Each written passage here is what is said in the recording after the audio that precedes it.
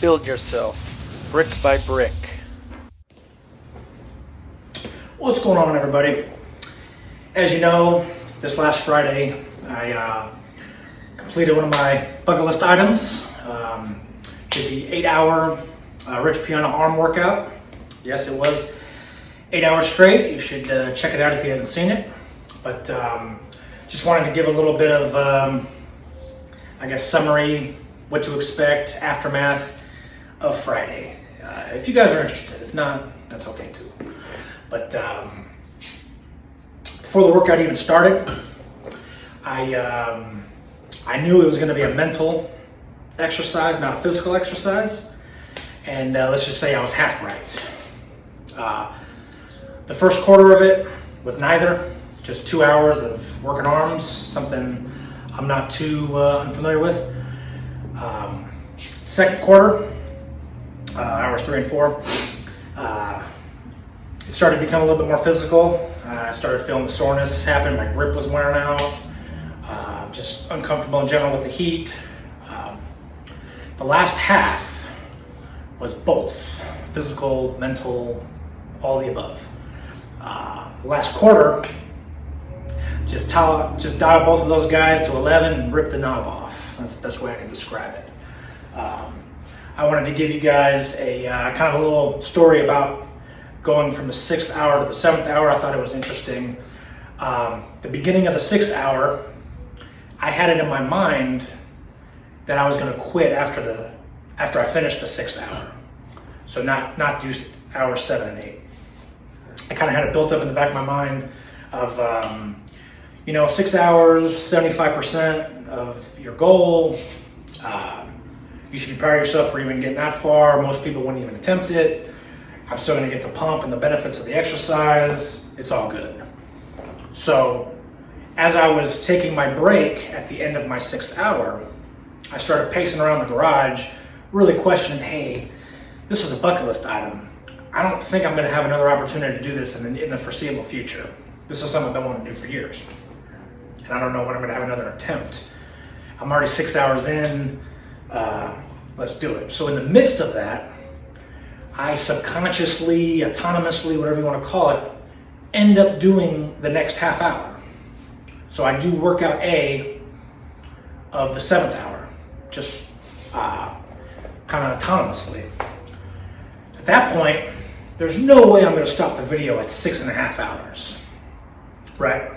So little did I know, by doing that extra half hour, secured my victory. Secured that I was going to finish the 8 hours, because there was no way I was going to stop the video at 6.5 hours. Once 6.5 hours done, I move on to 7. There's no way I'm going to finish I'm going to quit with 1 hour to go. So doing that extra half hour secured the next hour and a half. Done deal. So at the end of the 8 hours, the end of the workout, I really, really wanted to celebrate with you guys on camera. But I ended it at 3:30, started at 7:30, ended it at 3:30 in the afternoon, probably approaching the hottest part of the day. It was probably getting to 100 without humidity. And I chose to leave my garage door closed to try to keep as much of the hot air out. But at the end of the workout, I'm dizzy, my mouth is dry, my grip is, my hands are just torn apart. I've been chafing for the last 4 hours. I was in a lot of pain. Not to mention, my arms were jello. So I really wanted to celebrate with you guys at the end of the 8 hours, but I pretty much ran upstairs, guzzled some water, ordered delivery, cannonballed that shit, and I was horizontal pretty much the rest of the day. So that's just a little bit of insight. If you guys plan to attempt it, what you should look forward to. The rest of the day, Friday, and most of the day, Saturday, my arms were just numb. Not sore, not stiff, not tight or anything, just numb.